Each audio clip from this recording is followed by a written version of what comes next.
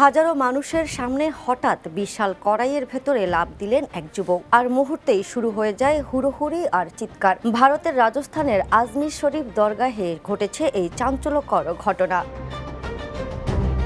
জানা গেছে, দরগাহের বাদিডেগ নামে পরিচিত বিশাল কড়াইটিতে ছিল নগদ অর্থ ও স্বর্ণালঙ্কার সহ নানা দান। ঠিক তখনই এক যুবক নিরাপত্তা এড়িয়ে হঠাৎ সেই কড়াইয়ের ভেতরে ঝাঁপ দেয়।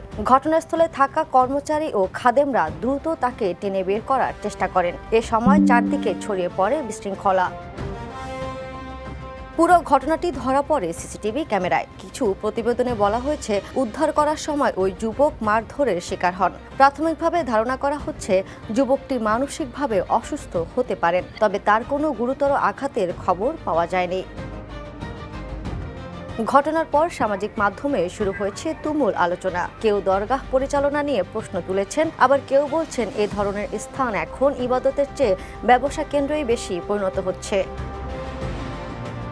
একটি লাফ আর তাতেই আজমির শরীফে তৈরি হলো চরম আলোড়ন। আন্তর্জাতিক ডেস্ক, দ্য নিউজ।